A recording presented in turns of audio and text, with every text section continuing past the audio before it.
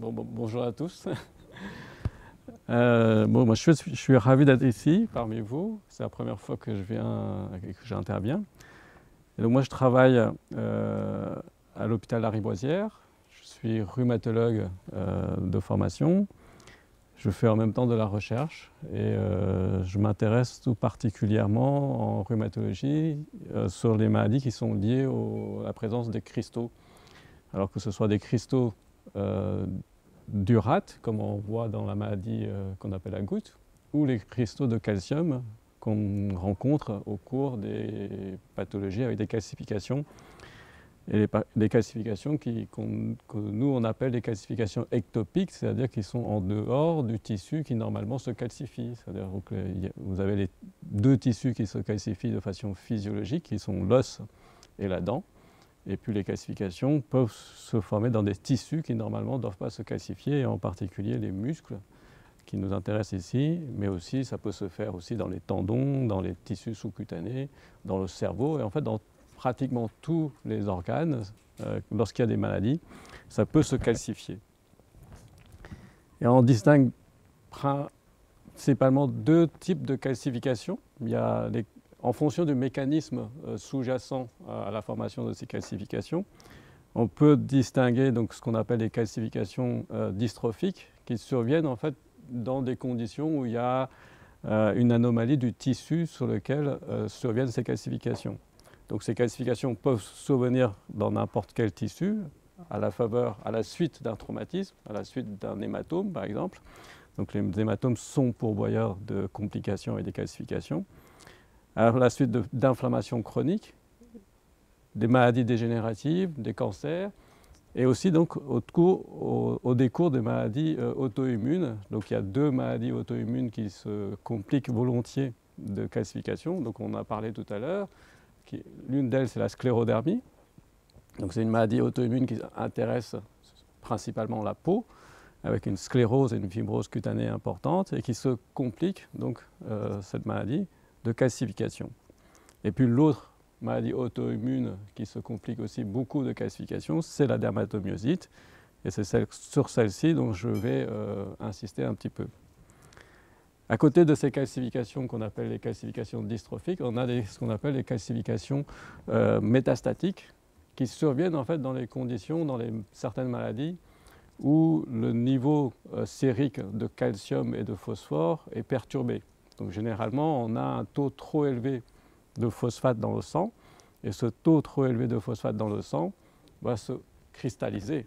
En fait, l'histoire, c'est un peu comme le sel et l'eau. Si vous avez trop de sel dans de l'eau, ça finit par ne plus dissoudre et former des cristaux de sel.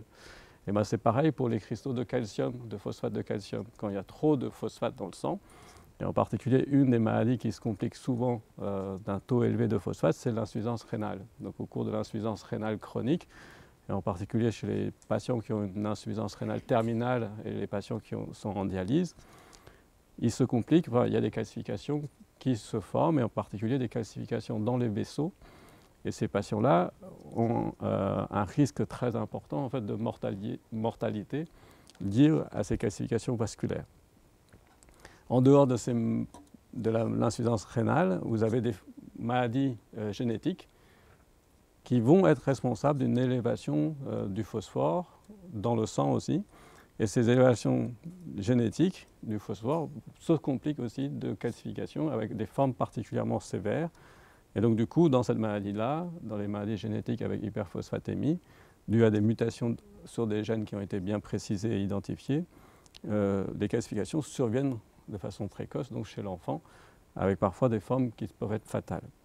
Donc moi, je vais vous parler surtout aujourd'hui, alors je ne vais pas rentrer en détail, je vais vous faire juste un petit aperçu de ce qui se passe dans les calcifications au cours des dermatomyosites, et puis aussi sur éventuellement quelques pistes thérapeutiques, parce que le problème actuel, c'est ça, c'est que lorsque les calcifications sont là, en fait, finalement, on a très peu de possibilités médicamenteuses, et actuellement, c'est surtout des cas finalement d'expérience de médecins qui rapportent surtout des patients qui ont été améliorés par tel ou tel médicament. Mais est-ce que parmi ces médicaments, il y en a un qui est un petit peu plus efficace? On va essayer de voir ça.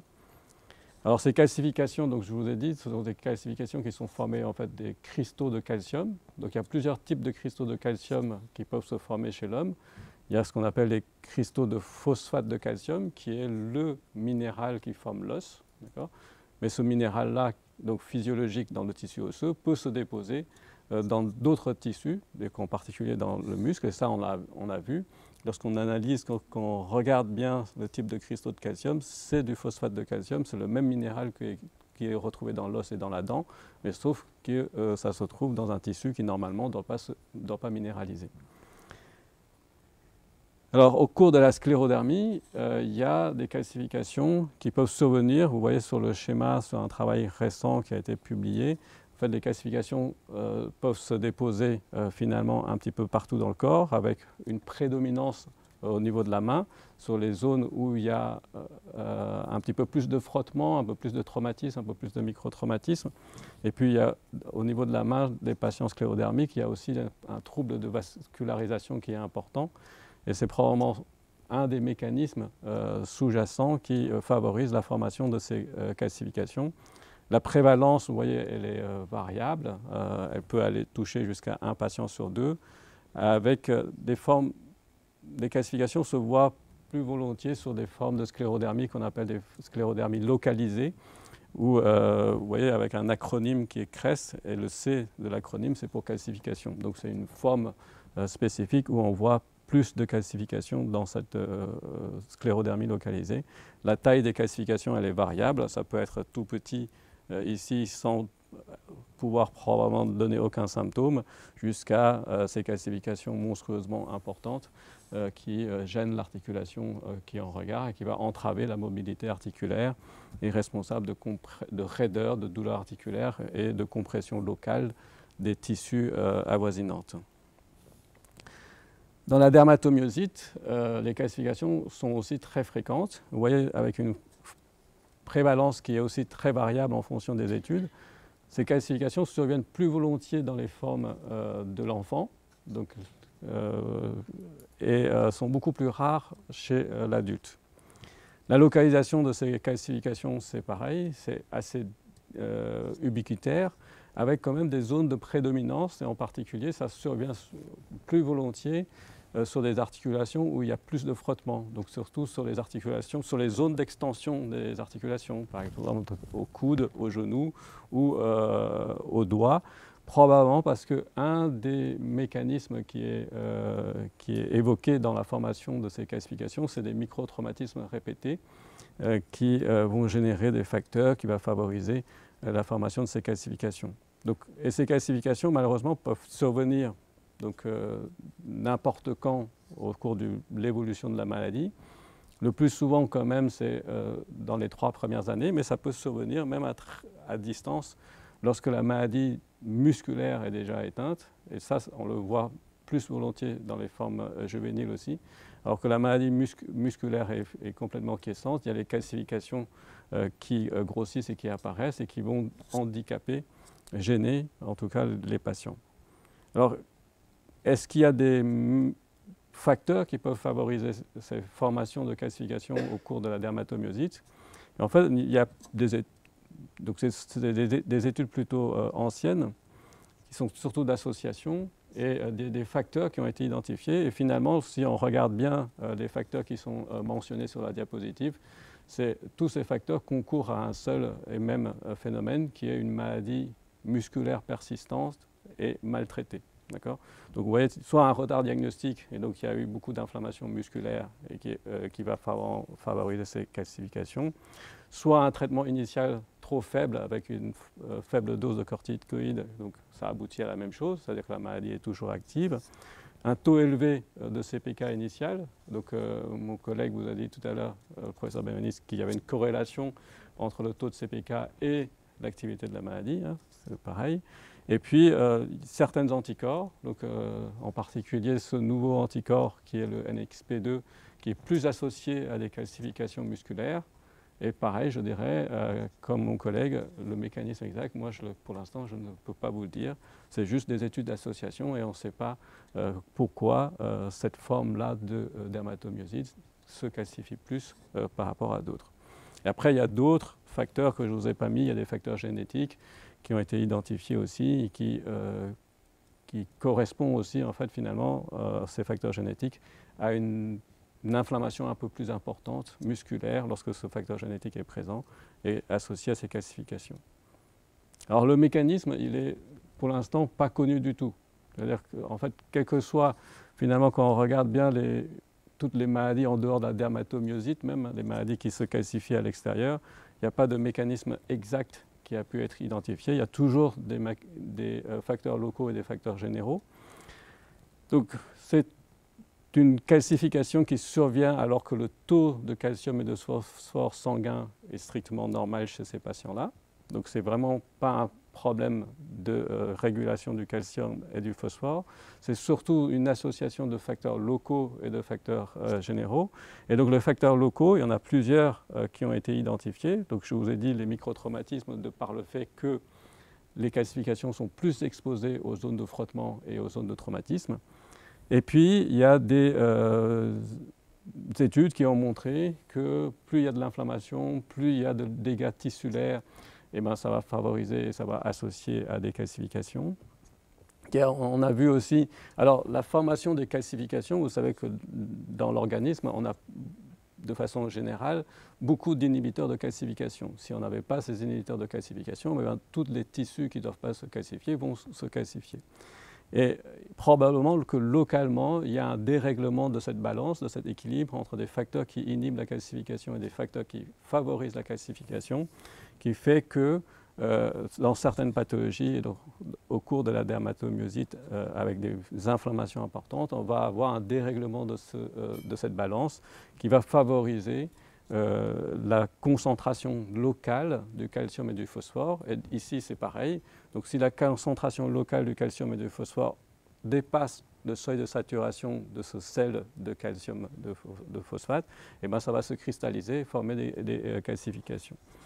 Et on a vu aussi que dans certains tissus musculaires, on avait une augmentation d'une certaine forme de protéine qui était beaucoup plus affine pour capter le calcium localement.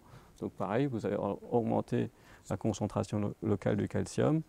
Et puis récemment, il y a des théories qui font intervenir des facteurs qu'on appelle des calciprotéines. En fait, ce sont des facteurs qui normalement inhibent et empêchent la calcification. C'est des protéines qui sont faites pour en fait agglomérer des calciums et empêcher leur cristallisation. Et bien, si vous avez un déficit de ces protéines, vous allez pouvoir aussi favoriser la formation des calcifications. Alors, une fois que ces calcifications sont présentes, est-ce qu'elles peuvent être responsables de symptômes?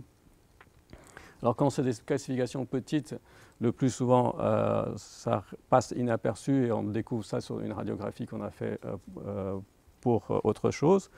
Mais ces calcifications, on sait, peuvent donner beaucoup de complications cliniques. Et en particulier, l'organisme peut parfois essayer de résorber ces calcifications. Et lors de cette phase de résorption, vous pouvez avoir des poussées inflammatoires importantes. Et ces poussées inflammatoires de résorption sont bien sûr associées à des douleurs locales. Et ces poussées inflammatoires peuvent abîmer le tissu sous-cutané, en particulier peuvent abîmer la peau, et donc donner des ulcérations, comme vous pouvez voir là sur ce doigt. Lorsqu'il y a une poussée trop importante, le prochain épisode, c'est que cette calcification qu'on voit en transparence va se fistuliser, la peau va s'abîmer, et puis les calcifications sous-jacentes vont s'évacuer à l'extérieur. Lorsque la peau est ouverte, bien sûr, il y a un risque de surinfection. Et puis, comme je vous ai montré tout à l'heure sur des calcifications énormes, vous pouvez avoir des compressions locales des tissus et des tissus avoisinants. Et en particulier, vous pouvez avoir des compressions d'un nerf qui passe à côté de cette calcification et être responsable de paralysie ou de douleurs nerveuses. Alors, est-ce qu'on a des traitements? Est-ce qu'on peut intervenir de façon efficace lorsque ces calcifications arrivent? Il y a eu beaucoup de traitements qui ont été essayés, avec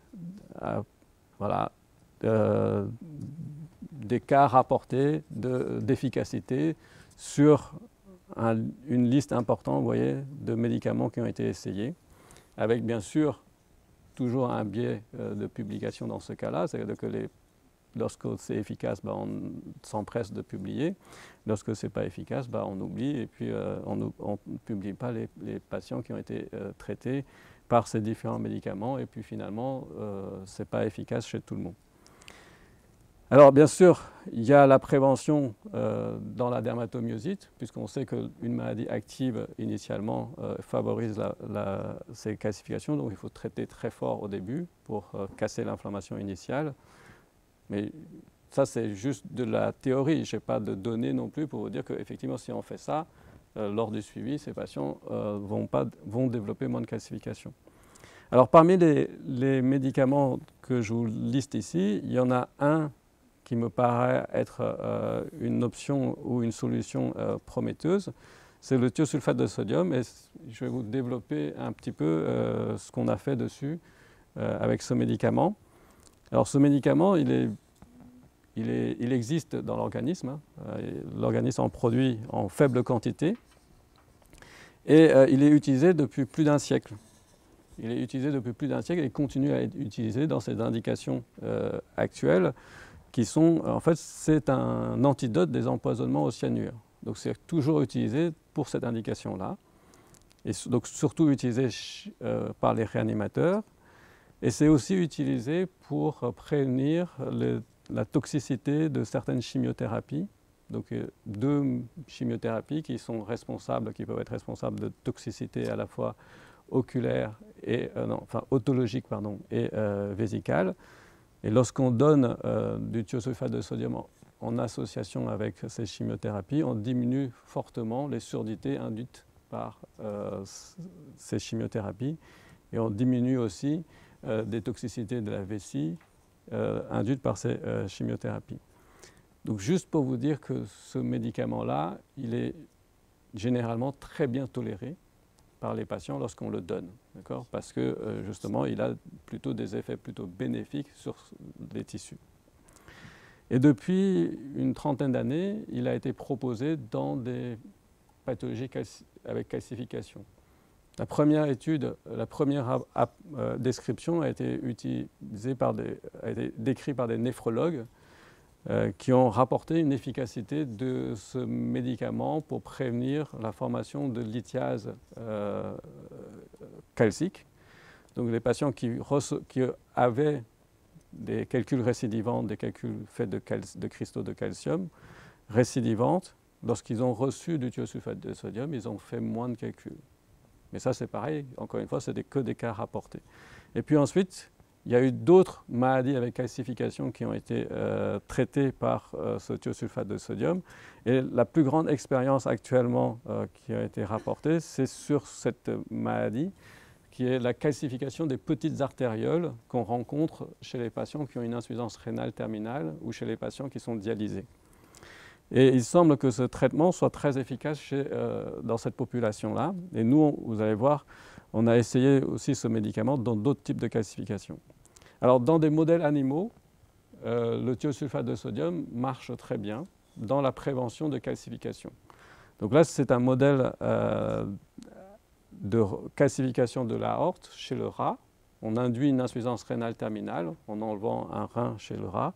Et ces rats développent de façon constante, dans 100% des cas, une insuffisance rénale, et ils développent une calcification de l'aorte que vous voyez ici là, avec cette coloration qu'on appelle rouge alizarine. Donc la média de l'aorte est tout rouge. Et puis vous avez aussi l'autre coloration qu'on utilise pour la coloration, pour identifier des cristaux de calcium, qu'on appelle la coloration de von Cossa. Donc les calcifications apparaissent en point noir. Et donc les rats chez qui on a induit l'insuffisance rénale terminale développent 100% des cas une calcification de l'aorte. Lorsque vous traitez ces rats avec du thiosulfate de sodium, aucun rat va développer des calcifications aortiques. D'accord ? Mais dans ce modèle-là, le traitement par thiosulfate de sodium a été donné de façon préventive. Donc les rats ont été induits en insuffisance rénale, mais on a donné le traitement avant que les calcifications apparaissent. Et lorsque les rats sont traités par le thiosulfate de sodium, ils ne développent pas de calcification. On ne sait pas du tout lorsque les calcifications sont apparues, si on donne de thiosulfate de sodium, si le thiosulfate est capable de réduire ou d'enlever les calcifications. Ça, pour l'instant, il n'y a pas de papier publié dessus. Alors, donc, je vous disais que les données les plus importantes accumulées, c'était l'effet du thiosulfate de sodium dans les calcifications des petits artérioles chez les patients qui ont une insuffisance rénale terminale ou chez les patients qui sont en dialyse. Et là, dans ce travail, ces auteurs et leurs collaborateurs ont revu en fait tous les papiers qui ont utilisé ce médicament dans cette maladie-là. Donc, ils ont recensé en tout 358 patients qui ont reçu ce traitement par du thiosulfate de sodium. Bien sûr, il y a des biais, hein, c'est un essai ouvert et encore une fois, tout ce qui est publié, le plus souvent, on publie surtout les cas positifs. Et ce qu'on voit quand même, c'est que voilà, si on regarde que l'histogramme noir, où c'est tous les patients, donc sur les 358 patients, eh ben, 70% des patients qui ont été traités ont eu une amélioration sur ces calcifications. Alors l'amélioration, qu'est-ce que c'est? Dans la plupart des papiers, c'est quand même qu'on voit, alors quand il y a cette artériolopathie calcifiante, il y a une ischémie d'aval qui se produit. C'est-à-dire que le calibre de l'artériole se réduit et donc la perfusion se fait moins bien et ça se complique de gangrène. Donc cette artériolopathie avant, 50% des cas se compliquent de gangrène et puis de surinfection et de mortalité. Et bien depuis, alors sur ces 360 patients qui ont été traités, il y a 70% qui ont été améliorés. L'amélioration se voit sur une meilleure perfusion et une diminution des complications de gangrène. Bon, il y a quand même, il reste encore une mortalité importante de cette maladie, vous voyez, entre 35%, alors qu'avant, les données anciennes, c'est que, grosso modo, c'est un patient sur deux qui décédait lorsqu'il y avait cette complication qui s'installait. Alors ça marche, ça semble marcher, mais encore une fois, avec tous les retenus que je vous ai dit, c'est que des cas rapportés, ce n'est pas du tout des essais randomisés contrôlés contre placebo. Nous, on a essayé de voir si, en dehors de l'insuffisance rénale, et en particulier dans les calcifications qui compliquent la sclérodermie ou la dermatomyosite, est-ce qu'on peut proposer le thiosulfate de sodium chez ces patients qui ont ces calcifications. On a essayé de traiter quelques patients. Donc là, ici, c'est 4 patients qui ont été traités dans le service, qui avaient des calcifications importantes, qui compliquaient, vous voyez, soit une dermatomyosite, enfin 2 dermatomyosites, une sclérodermie ou un lupus. C'était 3 adultes et 1 enfant. On a proposé un schéma thérapeutique de thiosulfate de sodium.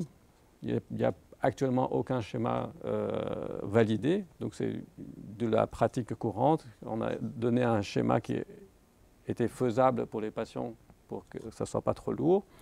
Donc on les prenait une fois par mois pendant 5 jours avec des perfusions quotidiennes pendant 5 jours de thiosulfate de sodium. La quantité de thiosulfate de sodium était variable en fonction de la tolérance des patients. L'effet secondaire qu'on avait surtout observé, c'était digestif avec des nausées, de la diarrhée et puis une variation de la tension lors de la perfusion. Variation de la tension lors de la perfusion qui s'explique par le fait qu'on apporte beaucoup de sel aussi dans le thiosulfate de sodium. Alors, notre expérience était mitigée. Elle était positive dans le sens où les patients étaient rapidement améliorés au niveau de douleur. Ces patients, ils ont été embêtés par des calcifications avec des poussées douloureuses fréquentes avant le traitement. Et lorsqu'on a commencé le thiosulfate de sodium, les poussées inflammatoires s'arrêtaient.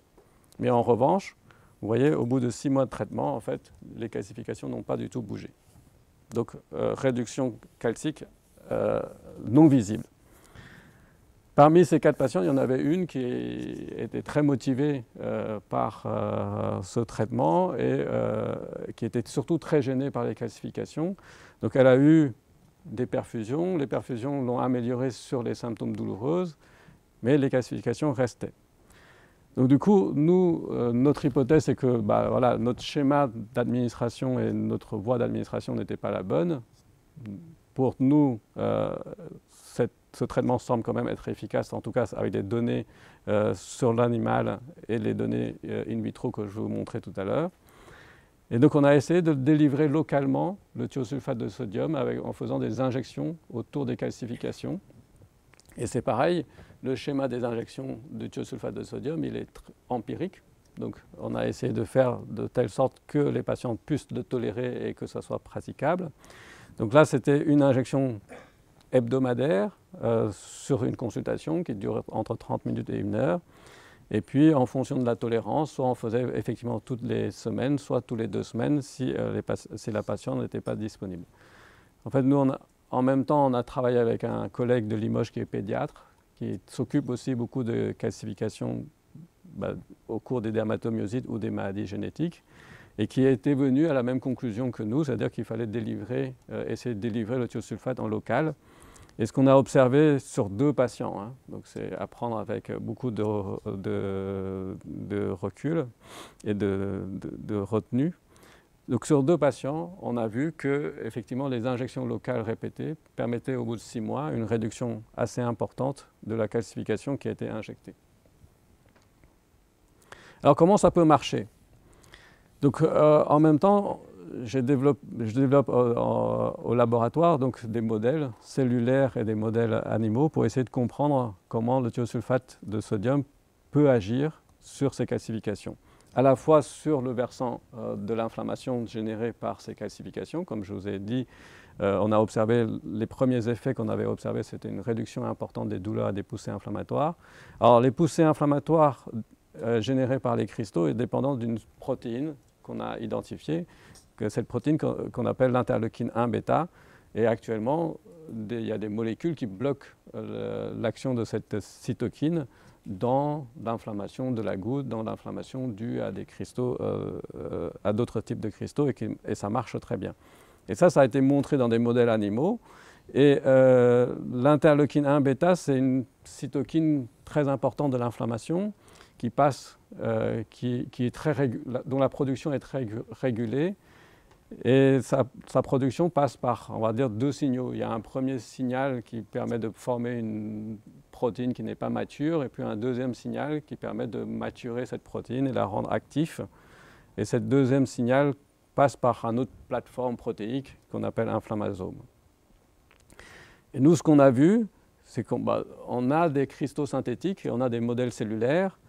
Et lorsqu'on vous voyez, lorsqu'on stimule des cellules avec des différents types de cristaux, que ce soit des cristaux d'urate qui sont responsables de la goutte, ou des cristaux de calcium, donc de phosphate de calcium qu'on rencontre dans les calcifications de dermatomyosites, et ces cellules produisent beaucoup d'interleukine 1 bêta, et lorsqu'on met en même temps les cristaux et du thiosulfate de sodium, la production de l'interleukine 1 bêta est complètement diminuée, voire annulée, avec, vous voyez, jusqu'à une inhibition de production autour de 70-80%.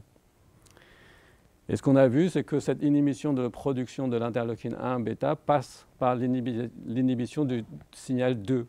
Ce que je l'ai dit, il y a 2 signaux pour produire l'interleukine 1 actif. Et le thiosulfate de sodium inhibe le deuxième signal, c'est-à-dire la maturation de la forme inactive, pro-mature à la forme mature, avec l'inhibition de cette plateforme protéique qu'on appelle l'inflammasome. Donc ça, c'est sur le versant inflammatoire. Et puis sur le versant calcification et réduction de calcification, comment est-ce que ça peut marcher? Donc on a développé en fait dans le laboratoire un modèle animal qu'on est en train de caractériser, qui permet un modèle animal qui forme des calcifications musculaires. Donc on a des outils qui permettent de mesurer la taille des calcifications et la densité des calcifications. Et on voit que dans notre modèle animal, les calcifications, une fois qu'on a induit la lésion musculaire, les calcifications se forment avec une formation et une stabilisation, un effet plateau, on va dire. C'est-à-dire que la taille maximum des calcifications est visible et obtenue après 7 jours d'induction de lésion. Et ce qu'on a fait, c'est qu'on a traité ces souris donc, à partir de 7 jours. Donc une fois que les calcifications sont formées, on a injecté du thiosulfate de sodium dans et autour de ces calcifications. Et donc ici, c'est des scanners qui permettent de mesurer et d'évaluer le volume des calcifications musculaires. Donc vous avez à gauche les souris qui vont recevoir du sérum physiologique, donc le contrôle. On a induit des calcifications dans les deux côtés des quadriceps des souris et on a traité seulement d'un côté. On a injecté soit du sérum physiologique à droite, sur la cuisse droite des souris, soit du thiosulfate de sodium sur la cuisse droite des souris. Et on a regardé 7 jours plus tard ce que devenaient ces calcifications. Dans le groupe des souris qui ont été traitées par de l'eau du sérum physiologique, les calcifications ne bougent pas, bien sûr, ni à gauche ni à droite. Et en revanche, les souris qui ont été traitées, injectées par du thiosulfate de sodium à droite, diminuaient non seulement les calcifications du côté injecté, mais aussi du côté contralatéral. Donc suggérant que ce qu'on a fait à droite a eu un effet un peu général qui a permis une réduction de l'autre côté. Alors quel est le mécanisme sous-jacent? Pour l'instant, je n'ai pas de piste pour vous dire parce que c'est des résultats préliminaires. Il faut qu'on décrive mieux notre modèle animal et après, une fois qu'on a décrit notre modèle animal, on essaiera de mieux comprendre l'effet du thiosulfate de sodium. Ce qui est connu dans la littérature, voilà, le thiosulfate de sodium a de nombreux effets cellulaires et ces effets cellulaires sont effectivement des effets des mécanismes qui interviennent aussi dans les mécanismes de formation des calcifications. Voilà. Donc en conclusion, je voulais dire que les calcifications de la dermatomyosite, c'est quelque chose qui est quand même pas rare et qui peuvent compliquer et qui gêner beaucoup les patients, avec actuellement peu de traitements efficaces, comme piste thérapeutique potentielle et prometteur le thiosulfate de sodium.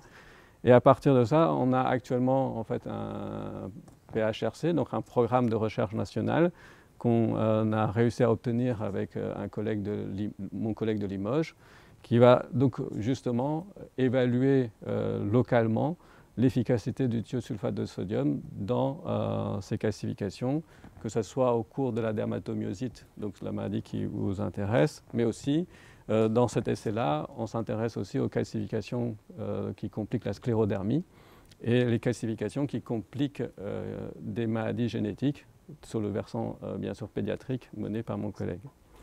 Voilà, je vous remercie beaucoup.